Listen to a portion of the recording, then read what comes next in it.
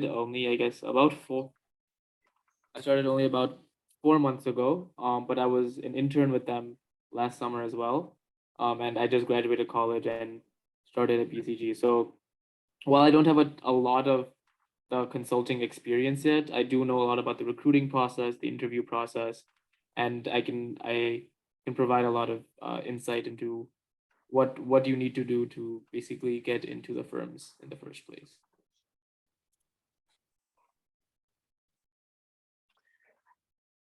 Priyam, Amazing. if Should you I want to. also do a quick intro? Yeah. Yeah.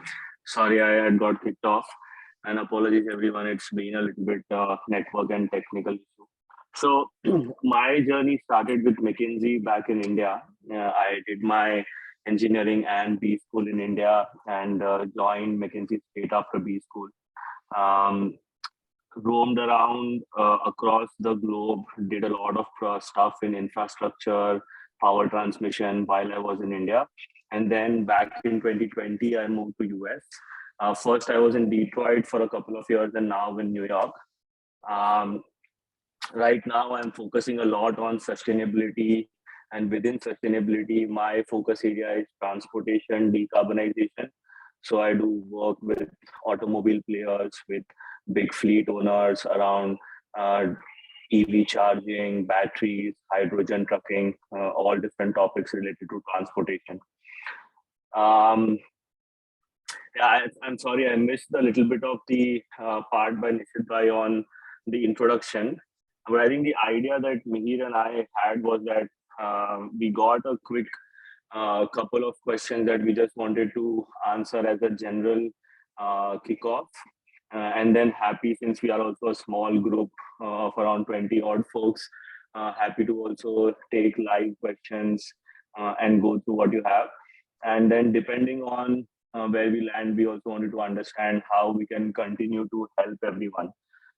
We wanted to be more of a continuous engagement where we help like a few people get real success rather than just a one and done kind of a session. So let's see where we land towards the end of it. So Nishit bhai and Miri, should we quickly go ahead and start with the questions? Yes, I can start with the question that everyone's mind, and I know I received those questions from some of the students as well. So Priyank bhai, Mihir bhai, first of all, there is a general perception that the management consulting is only for students who are graduating from some sort of a management degree. We have many students here with the engineering background, some of them with the IT background. Can you help us understand that if they are from IT, they are from core engineering, or if they are from finance, marketing, can they still pursue something in management consulting? Yeah. Yeah, Mir, go ahead. I'll answer after you. Yeah, so I can give my, I guess, from my experience. I am one of those people that is actually from a business background, but I will say most of my friends, a lot of my colleagues now are not a business background. They're either engineering, some sort of data science background, something more technical, and it is very much possible, and companies very much look for that.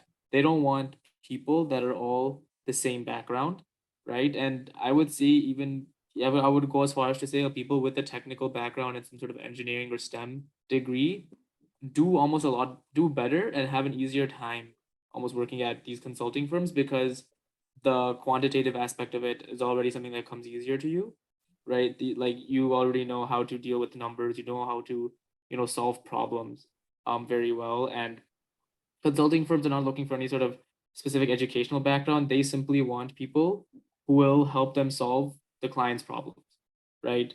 So they know most of the learning that will happen to you will be on the job, right?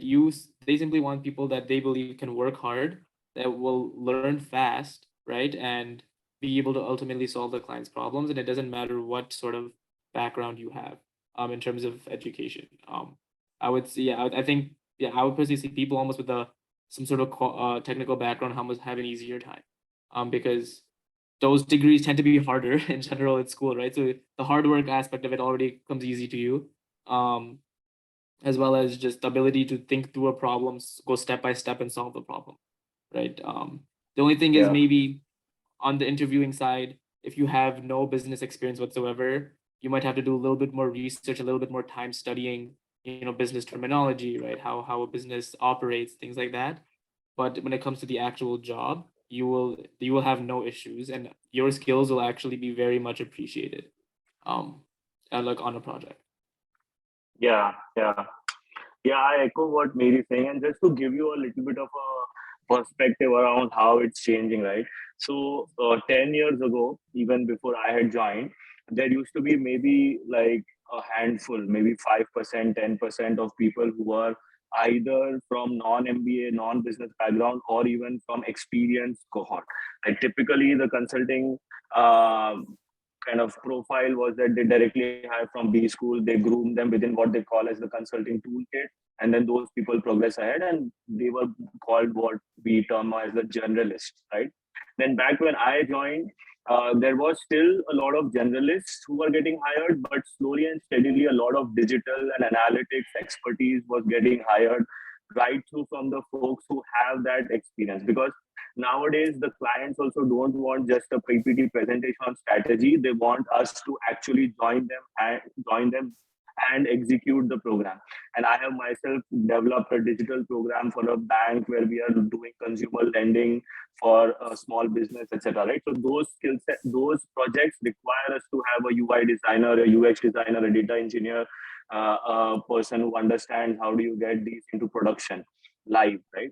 So the other stat that I can give you folks is that right now, I think more than 50% of new hiring is happening within digital analytics or expertise or experienced hire domain. There are only 50% or lesser than 50% people who are getting recruited from B school, which was a traditional consulting method. So absolutely, there is like a lot of need. Now, the only thing that you have to keep in mind over there is that they will require some real deep knowledge and specific skill set while they are hiring for a non-business person. So you need to showcase that whether it's cloud computing, whether it's data engineering, whether it's UI UX, whether it's some technical topic around batteries or maybe like hydrogen or wherever you are deep in engineering, right? You need to showcase that, okay, now you have something that the clients really value, and then it will be able to translate into you getting more and more engagements and succeeding in the firm.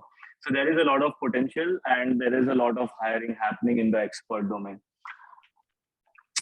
Also, one, I think Nishit, you had also mentioned this, and I don't know if it's still a question, which is that how is consulting different than other career options, right? Especially for technical people. So over there, I think the way that I look at it is that there are two types of people, right? One is research and one is business. So research is more like non-competitive. You get a lot of time. You keep doing your stuff, which is done in universities. In business, again, there are like entrepreneurs and employees. Now, within employees, there will be the business employees and there will be like the core function employees. And then within business employees, management consultants, investment professionals, strategy people, they are like cross-cutting, cross-functional. And that's where I think management consulting has an edge, that at least in the beginning years, you get to experience a lot of different industries in a short period of time. You don't get pigeonholed into one industry. In a typical corporate job or in another kind of a job, you will be doing only one function, one particular industry, for maybe like 2.5 years, 3 years, or whatever the time frame, right? But over here, after every 2 or 3 months or even shorter durations, you will be putting yourself into different situations and understanding different industries. So that's a big edge that consulting provides you at the start itself. And I know it's a very long response that I'm giving. Um, the Yeah, and then the final thing that I wanted to mention was that it's also one of the big launch pads that you get right at the get-go, right? You don't have to decide anything. You get a lot of exposure, you get a lot of experience, and then after 3 or 4 years or whenever you decide to switch, you can go into any field at a much higher position. So that's a little bit of flavor about what consulting gives you, but I can also discuss about what we do day in and day out if that's one of the questions. But over to you, Nishit bhai, on the next one. Yeah, no, that's very helpful, Priyank Bhai and Mihir Bhai. One follow-up question I have, Priyank Bhai, based on what you just said, is you define management consulting as a launch pad. So it is a common understanding, right? I mean, there are a lot of media, business media would cover that the management consultants with close to 5 to 10 years of experience, typically if they decide to leave consulting, they ended up getting a very senior leadership position in their respective industry. Can you help us understand why that happens? Like what kind of experience these management consultants really get so that the industry is taking them as senior leadership positions after like just with 5 to 10 years of experience? Yeah. That's a very good question. And I'll also share a couple of analogies just to keep it real for everyone, right? When I was in India, in like around 2018, 2019 phase, there were Chinese companies and US companies who are expanding into India. And the mandate that they had given to their recruiting folks is that for their business head position or for their main like few roles, they want to have ex consultants. That was one of the mandates that they, and this is actually, if you have some recruiting friends, they will tell you that there are profiles where the mandate is that they want someone which is a who is an ex consultant. So the reason behind this is that as a consultant your skill sets are very fungible. So what you essentially learn is more or less breaking down any problem, structuring the solution, and communicating the answer in a story. Those are the three big skill sets that you learn, and you can replicate these skill set in any situation with any problem. So the that's one of the things that especially a lot of like new businesses or people who are trying to expand their team or expand into different markets, they want the people who can find hustle around, find solutions to unknown problems in unknown situations. So that's one big thing. The other thing which I think like it might be a little bit of an individual thing versus a general thing about consulting is that it teaches you to be very fast paced. So literally like in a week we will be having say 2 or 3 big client meetings, and every day we'll be preparing for these client meetings, versus in a typical corporate job maybe once in 3 weeks or 4 weeks you will have a big meeting which you'll be preparing for.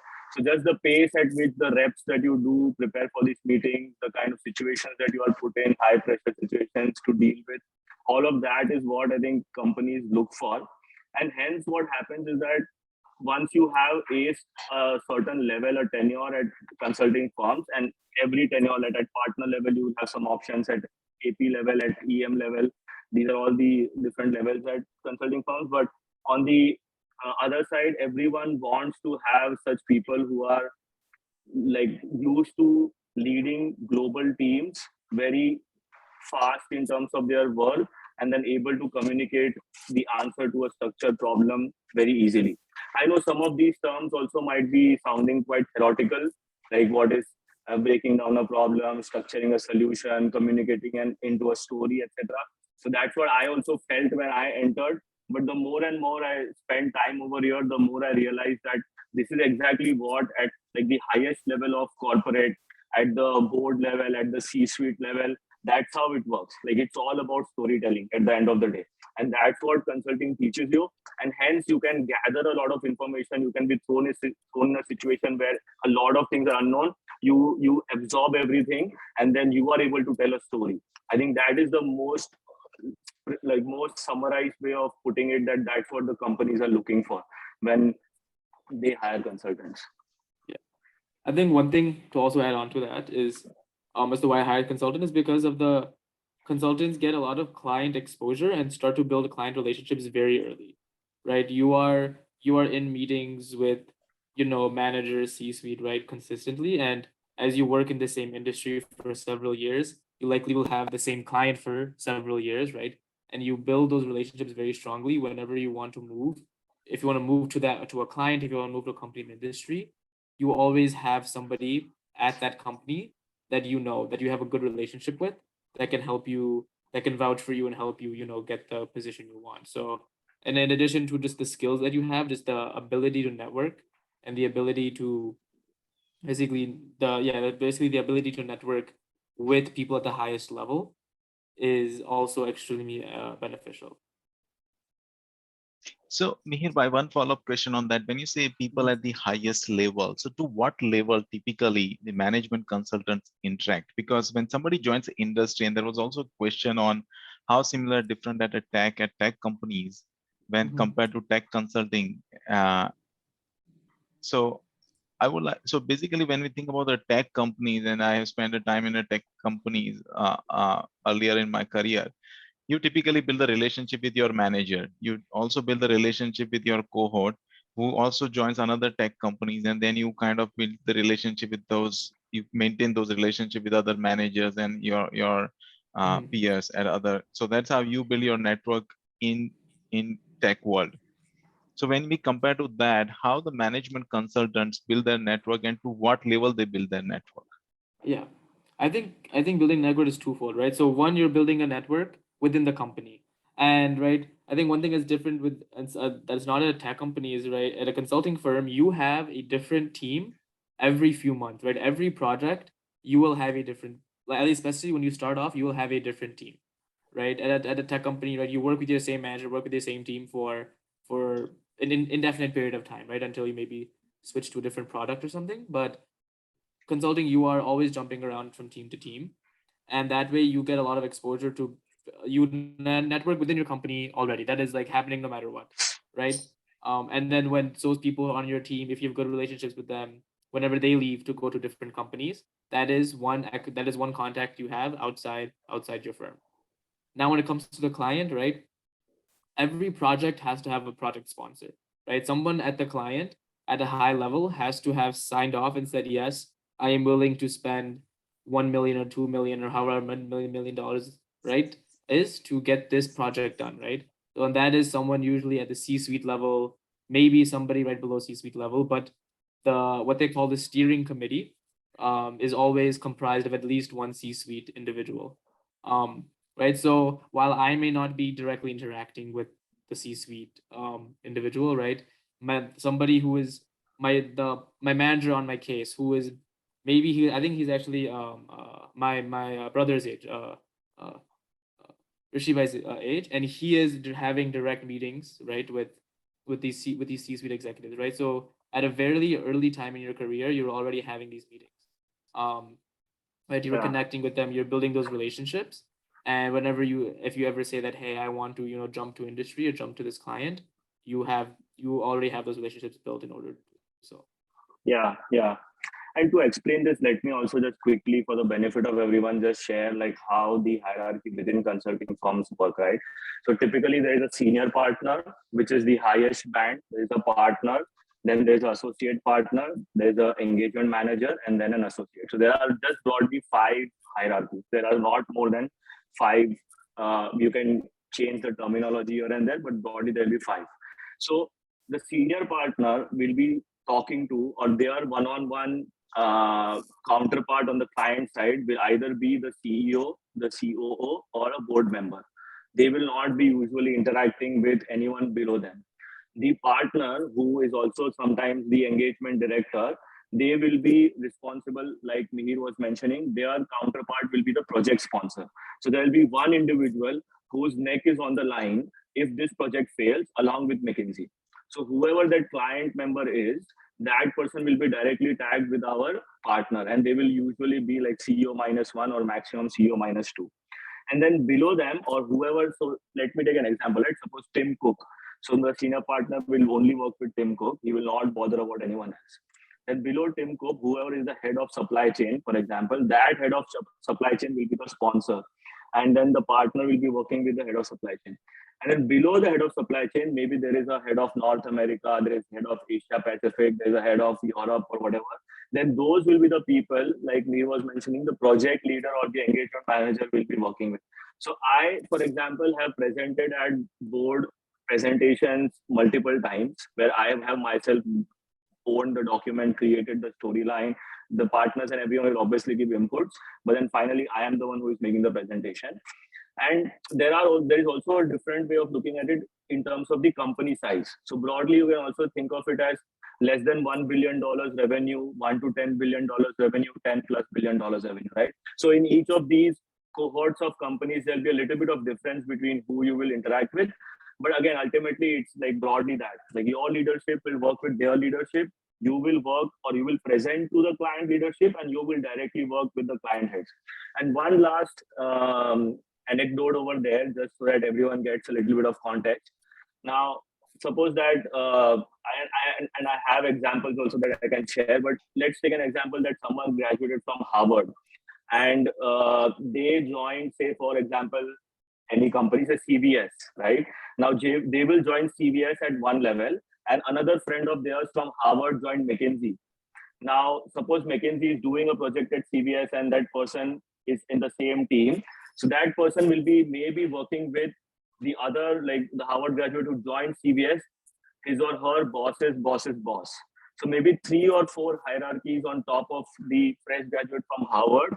That is the counterpart that the McKinsey associate will have. Like that's just a rough way of looking at it, but hope that gives you some context and dimension of how it works. So that's amazing. That's actually very insightful, because can we also say that many times the clients who would be like a CIO, CTO, CFO of the companies, would they also start willing to invest their time in coaching and mentoring these management consultants outside of the engagement? Like, so I know the partners would have the relationships there, but when the new analyst goes on the engagement, if they would be very personable with these C-suite executives, do they also start forming those mentorship relationships earlier in the career? See, it's like what my mom used to say sometimes. It's like business is an ocean. It depends on you how much you can pull out of the ocean, or how large is your bucket to fill from the ocean, right? The ocean is not going to get over. So over here also, you have plenty of opportunities. You can go and do anything that you want, even as an associate analyst, whatever role. But it depends on you how much leverage or how much you want to get out of that situation. Having said that, one more thing I wanted to just highlight is that it's not that it's going to take you a lot of time, because there is a almost like a 2 year up or out kind of a policy that everyone has, right? So you will be 2 years analyst, 2 years associate, 2 years EM. After EM, it's like you are almost a leader in the engagement, and you have all the say, all the networks, all the contacts, etc. So there is nothing that's going to stop you. So even if, as I like theoretically, if I have to say that as an associate, as an analyst, maybe I will not have a chance to directly talk to the CEO many times. I might be having, say, an opportunity to say 3 or 4 sentences in a 1 hour call. That might be my exposure, but I will become an EM very like in 3 or 4 years. So it's not that I have to wait. After I'm an EM, I think there is no one who will, especially your leadership will always look for you. So your partners, your senior partners, they only know what you tell them. So you are their ears on the ground, right? So that's a big advantage that you have. Just I one think sec. so. Just 1 second. No worries. Yeah, so that's definitely there. As an EM, you have all the access. As an AP and as a partner, which is also in US, it's just 4 years, 4.5, 5 years. You get like you are the ones who are actually discussing with them on what is the problem that you're facing, how can we help you, here are my expertise, all of that. So it's very fast, it's very high exposure, and it's on you how much you want to leverage. That's fantastic. So next, so now I think we enough talk about the business case for management consulting and why management consulting. I would like to switch gear and talk about the process. And in process, what I would like to understand is there are typically two types of situation. One is you are at the school where this management consulting companies are coming on campus to assess your skill set, and you engage with the recruiters, and then you have a coffee chat and you progress. And second scenario is that management consulting firms are not coming to your school.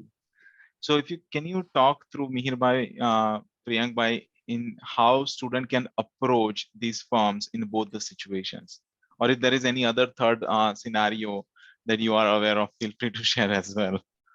Yeah. So yeah, I can speak to about what coming straight out of school. So I will say yes, there are a list of target schools that consulting firms, especially the big consulting firms, will have, right? And I'm not sure the exact where everyone on this call goes to school, but if you are at one of those target schools, you do have objectively an easier time, right? A target school, what the definition of target school is essentially, these firms will have recruiting teams just for that school. So, for example, I went to Michigan. They had a team of people that were alumni of Michigan, specifically at Michigan events, right? They came to the school, they recruited at Michigan. Um, Not every school is like that, and if you are not at one of those target schools, it is a little bit more difficult path, and there's a couple ways to go about it. So, if you're not at a target school, one way to is just that don't worry about trying to get into the highest tier consulting firm straight out of school, right? As Priyank Bhai was saying, more and more consulting firms are doing experienced hiring, right? You can there are a there are hundreds of consulting firms, right? Not just the big ones that you've heard of. And if you are able to go into any of them, you will start to gain the experience you need to eventually move around and get to whatever consulting firm you want to go to, right? So that is one option if you don't go to a target school, right? Second option is they do have general application like links that they do sometimes hire people out of non-target schools, but then you need to do more legwork on your end, right? You need to network more, right? Find people at these firms that will vouch for you, that will give you a recommendation, right? And then in the interview prove that you bring what they need, right? um and that you can provide just as much value as anybody else. um so I'd say those are probably your two main routes if you don't go to a target school. Is either just try to get into the industry, any firm possible, and do a good job, learn the skills you need. You will learn consulting toolkit, those skills at any consulting firm, right? You don't have to go to any of the top firms to learn those skills.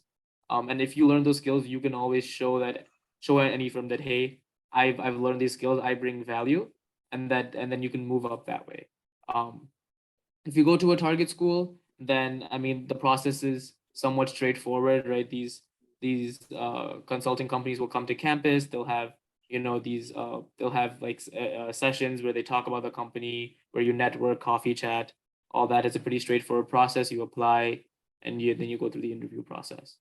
Um, and but there still networking is still important somewhat depending on the company. I know McKinsey is known for saying networking makes no difference. Priyanka, tell me if I'm wrong, but that's what they always told us, is that for McKinsey, they don't care how much you network. And that was actually my experience. I barely networked with McKinsey, and still got an interview. But um, I will say it is you do have an easier time if you go to a target school. Yeah, But it's not but it's also very much possible to get there at non-target school as well. yeah, yeah. And a couple of quick additions to that. See, the one thing that consulting firms are looking for is spikes in your profile. Okay. Now, there are 4 or 5 dimensions across which they usually measure you. So it will be your academics, it will be your leadership skills, it will be your co-curricular, extracurricular activities, it will be your teamwork, and it will be your entrepreneurship. At least, like, those are broadly the points that they will look at. Now, if you have 2 or 3 spikes in your profile, be it from whatever place, it might be from your school, it might be from your junior college, from your degree, or even later on in your work age, then you are more likely to get a shortlist for an interview. So that's one. Um, Second thing is, like Mihir said, that there's a target school versus a non-target school. Now, if you're in a target school, well and good. If you're not in a target school, you can't do much about it, and you can't do much about whatever you have done in your past. Also, it's all done, right? So now, what you can actually do, and there are a lot of people who I am seeing more and more get hired, is that you have to go deep into one topic, and in that one topic, it might be marketing and sales for FMCG. It might be some data engineering for, say, some like AWS or whatever it might be. And over there, you have to establish a real high word skill set, which is going to be helpful. And then the more important step is that you have to have 1 or 2 partners, especially if you're going to going to apply for recruitment outside of your business school, then you have to have some partners who will be looking for the exact skill set that you have, who are working or who are at that point of time, which is a little bit of a luck factor and a timing factor. It's that they are also looking for data engineers and you are also available and apply to them. So that match has to happen. But regardless, those one or two partners who are specializing or who are deep into that topic should be looking at you and interviewing and recruiting you. They are going to make the final decision about hiring you. I have a friend, like I can give you multiple examples, but just two examples. One friend from PNG, he did B school with me. He joined PNG, straight out of B school, worked there for 5.5 years. And just in August of this year, he joined McKinsey in Singapore. So, exactly like my batch did B school with me, went to PNG, worked for 5.5 years. Now he has marketing and sales as his expertise, and now he has joined it. I have a UI designer who I'm currently working with who has no business background, no like top school kind of a background. He just is good at what he does. He somehow, like, I don't know exactly how he interviewed and how he got an interview, but he showcased that and now he's at McKinsey. I'm just working with him in my team. So there are multiple people who are not from Target B schools who are making it. And for Target B school, I think Mihir is the best person to guide you. Yeah, and I think there was also another question in the chat regarding tech at tech companies versus tech at So MVP and consumer. yeah, we covered that already, Mihir bhai.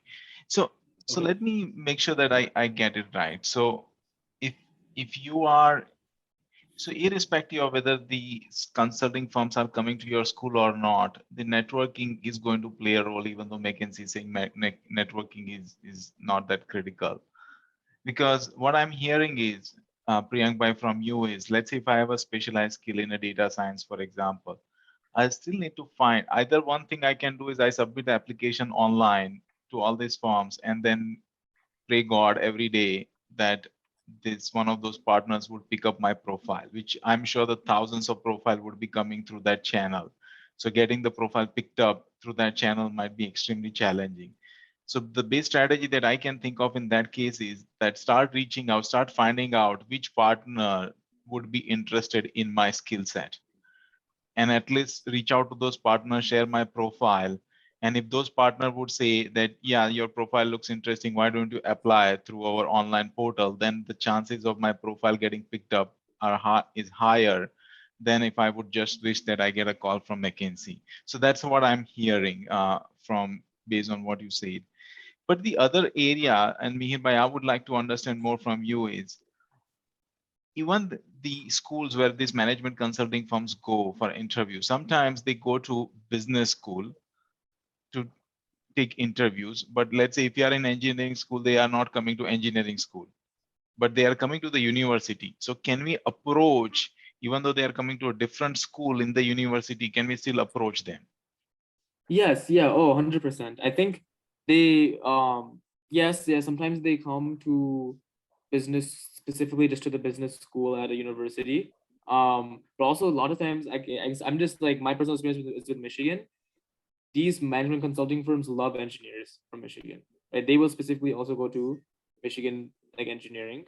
And they also just have general events just for people in the school, right? They don't specifically look for business students. The reason that they might go to the business school, right, is if from their perspective, they want the highest return on their time and their money, right? They don't want to they want to spend time recruiting at a specific college when maybe only 5% of the people that go to that specific college are would be interested, right? That is a lot of the reasons they go to business schools, because they know that a good chunk of the students at business schools will be interested in going into consulting, right? But these companies, you can very much, if you know the company is coming to your overall university, doesn't matter what school there, you can just go, right? You can find your way, and they don't care. They want people with different backgrounds. I can say that on my project right now, the consultant I'm working with, she has a data science background. My manager has a finance background. um right, my, like, there is a partner at the firm who has a PhD in archaeology and history, right? These are people they with very various educational backgrounds, and these companies, they genuinely do not care what your educational background is it's just that do you have the skills and the drive to for them and the ability to learn for them to mold you into what they want you to be, right? They want to see that you are somebody that they can mold, that will learn, and when, as Priyank Bhai was saying, will learn how to solve, how to break down problems, create a structure to solve them, and then be able to present that solution to the client. Um, so it's just that they go to B schools because that's the highest return for their time, right? They know that there are more likely kids at B schools that will want to uh, join their company. Got it. Makes sense.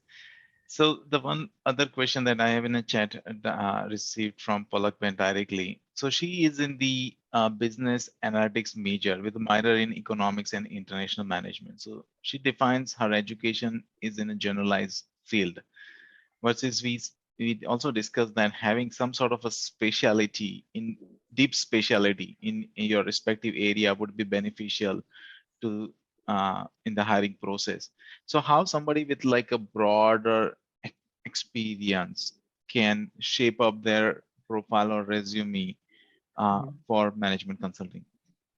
I think I can speak to that because my educational and my experience is very broad. I did a BBA, it's a Bachelor's Business Administration, right? No technical specialty. I took two computer science classes and hated them both.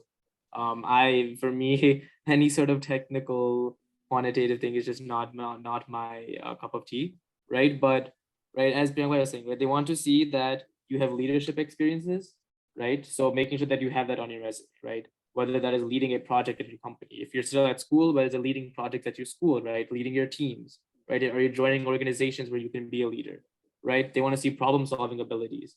Show that okay, there was this problem that I discovered, or there was this problem someone had. Here's how I solved it, right? And here were the results, right? So that is basically that is what they want to see.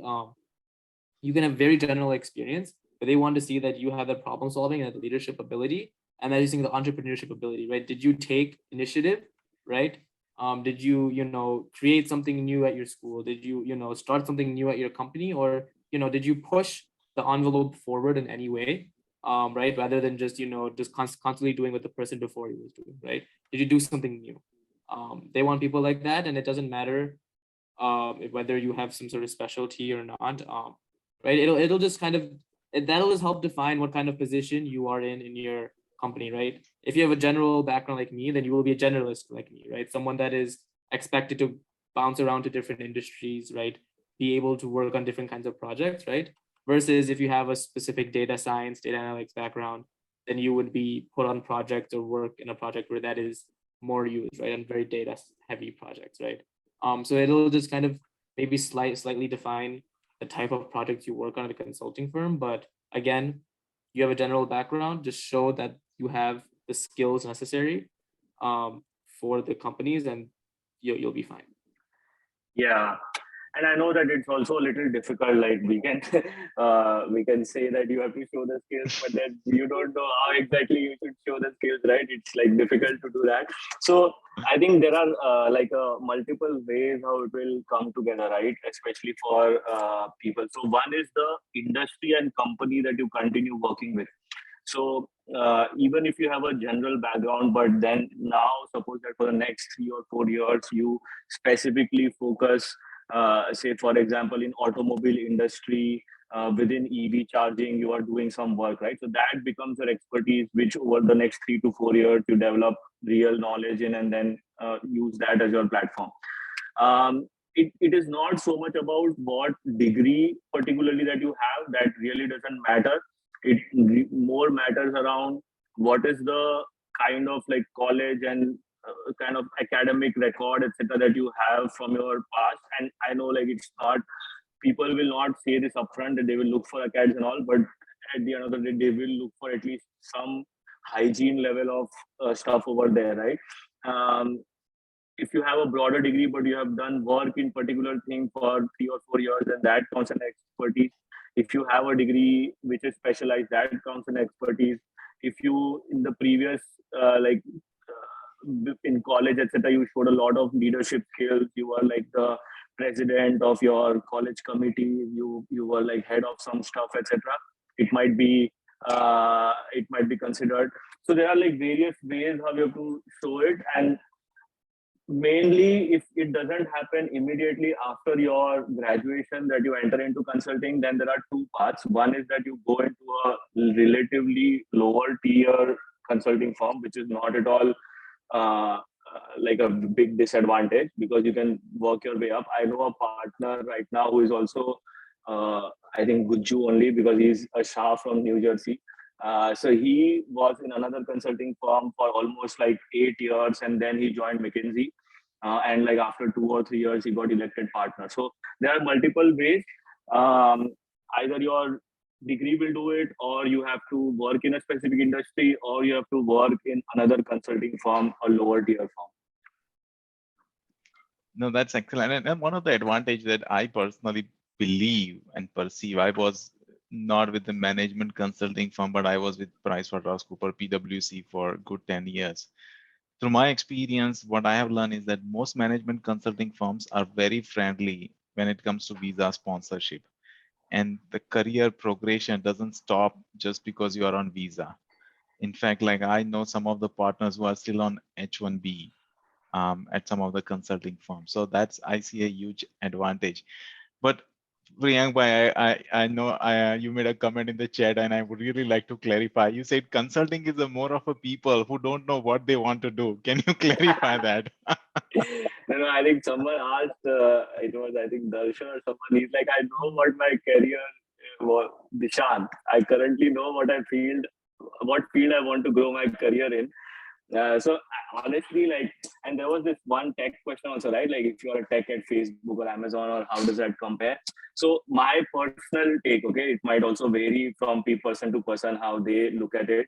If I was given a chance to go back 6 years, and or maybe a little more, say 10 years, and rethink, I would definitely do computer engineering and take up a core tech job at one of the big techs and make my career within tech. Because at the end of the day, consulting is all good. It is good exposure, good money, good like platform in the beginning of your career, a lot of learning and all. But it's still a generalist skill set that you are building. Like what you can do, potentially a lot of people can do. But tech is very different. Over there, it's like those years of the like 10 years, 8 years, or whatever of experience that you get in tech, it's difficult for someone else to replace that.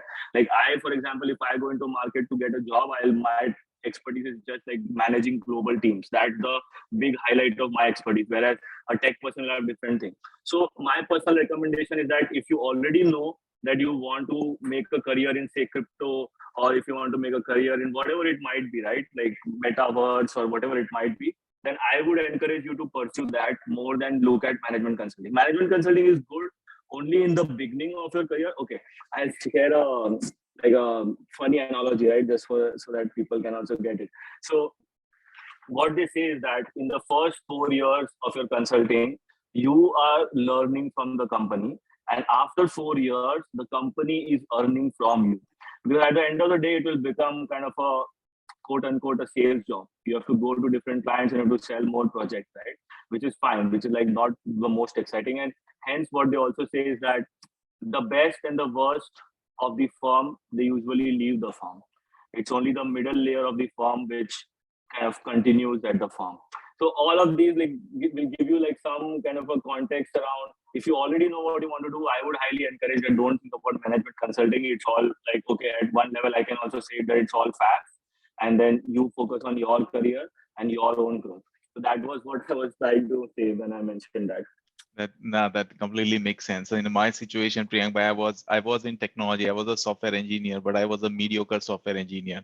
So there is no way I could ended up in Facebook, Google, or any of those tech companies. So what I found was that I was a mediocre engineer, but I was good at connecting with people. So just talking about the technology in consulting, I was able to make my career really well. So that's how I define consulting as well. Like one fundamental skill I would definitely like to highlight based on this session is that you need to have a people skill. You should really enjoy connecting and talking to people in order to really become a good consultant. If you think that you don't want that in your life, then you're better off developing some of those hardcore skills that can take you to the places. Then, and it has to be unmatchable hardcore skills.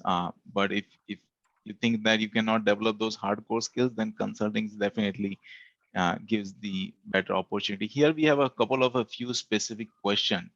So Yeah, Dishant, let me address that. yeah, so Huh. Dishant by saying, and I think it can help with Yeah, the broader team as well. It's how do we know what skills and especially around the specialized skills that we talked about earlier is what these consulting companies are looking for right now. So I think the big trend is I think the question is that how do we know what are the big trends these consulting firms are focusing on? yeah. So sustainability is definitely one big trend that is happening, and everyone, if you follow LinkedIn of BCG, Bain, or McKinsey, you will see that maybe 3 out of 5 posts are on sustainability. Everyone is very, very deep into that, and people are like acquiring, consultants are acquiring companies and all. So that's one. Digital analytics is also on top of the list. Maybe 3 or 4 years ago, that was the hottest thing. Now it has been replaced by sustainability. These are the two, and then operations, marketing and sales, corporate finance, strategy. Those like 4 or 5 traditional functions. Those definitely remain hot as well. It's not that people are no longer looking for them, right? Now, to address something that he mentioned, Dishan, that how do I research the skills that that person needs or what they're looking for, right? So the way that you have to think about is that what will you write in your CV, right? At the end of the day, it will be your CV which will go to people and they have to shortlist you. And over there, if you're able to say that, okay, I handled say $100 million of manufacturing, and within that I saved $10 million because of XYZ initiatives that I took, then that's good enough skill set and good enough impact that you have delivered in order for someone to pay attention and then okay, see what all is going on with this profile. So you have to think about it is that what are the big highlights or spikes that I am creating within my work, which I can talk about to someone and they will be kind of taking notice or they will be impressed. So that's how you should maybe think. And especially if you have worked with a McKinsey team and that's what you mentioned in your question, then I would definitely encourage that keep in touch with them, keep like talking to them and all. And someone also mentioned that it's difficult to get to recruiters. How do you get to recruiters? The best way to get to recruiters is that someone recommends your profile. Like for example, I can recommend some profiles in New York office. I think me can recommend some in his office and etc. So that's like basic that we can do. But more than that, it will be like someone who tells a partner or like if at that level, if your name comes up in a conversation and say that okay, we are looking for more engagement managers in marketing and sales because some like 5 people left suddenly, or we are looking for more sustainability folks within say carbon accounting, because carbon accounting clients are asking us for a lot of carbon accounting, but we don't have anyone who knows carbon accounting, and hence we want to hire someone who knows carbon accounting. So that's the kind of skill sets and expertise that you'll have to focus on, which are a little cutting edge, and people will be requiring that. If you are like say, and I don't mean to like put down anyone, right? But if you are like a, say a line manager in a tire manufacturing plant and you are just doing that manufacturing role day in and day out and not like differentiating yourself, then I'm not sure like if people will actually notice and like shortlist you. So think about it that how can you deliver impact, who can tell you, who can recommend you, and then what are the things and sustainability within that. If I have to just highlight a few things, right? Carbon accounting, all of these new tech around CCUS, which is carbon capture and storage. That is one of the hot topics, which is again there. There are like a tons of things which are happening in each of the industry, right? Oil and gas, transportation, consumer products. Like each of circularity is a very big concept, which is currently like how do you make everything circular, all the supply chains traceable and circular. So these topics are hot right now. But you need to deliver something yourself first in order for people to say that okay, I want this person. So Priyank bhai, I would like to make this more practical, right, and tactical in next 5 minutes. So let's say we do not know you, right? We do not know you or Mihir bhai, and let's say if you find your LinkedIn profile through search, where do we start to figure out that what kind of area might interest you? Because that's the first thing, right? Before even we reach out to you, I think what you are saying is that we need to reach out with showing something that we can bring on table. But how do we know that what will interest you? So So the basic, yeah, go ahead, Mihir, you can answer first. I can say, so from my experience, one thing whenever you reach out to somebody, you want to make sure whoever you're reaching out, you have something in common with them, right? Whether it is you work in a similar field that they do, right? You have, right, maybe you are a data person, right? And this is somebody at a consulting firm who on their LinkedIn you can see works heavily in data, right? You have something you can bring to the table that they will appreciate, right? Well, second thing is even just the school you go to, right? To find other alumni from whatever college you go to at the firm that you want to work for, right? Typically, right, in the US, like wherever your school typically go to, right, you are, that is part of almost your identity, right? Like you will help people that went to the same school, right? Or they are more likely to respond to you, right? So I think you want to find people that you can connect with in some way, right? And that you can help them feel that you are not just simply using them to get a job, but you are also bringing something of value to their life, right? Whether it is like you can be part of their team and help them, right? Um, Whatever it is, you want to be able to bring something to the table rather than just simply asking for help or recommendation or something like that. Yeah. And I think what is happening is also nowadays, everyone, at least in their LinkedIn, somebody they are mentioning what kind of work they do. So that's one thing. The second is a lot of conferences, etc., are attended by these partners and senior partners as speakers, right? So if you can pick up a couple of these conferences which are within your domain of expertise, and then you write to them saying that, hey, I saw you in the panel discussion at COP27, and you were talking about financing the sustainability transition. It really, like, I am also working on that. Here are two, three things that I'm doing. So if, like Mihir said, right, one thing is that you need to connect with them. There has to be something common, and then there has to be some context as well. And it's also not that you have to try really hard.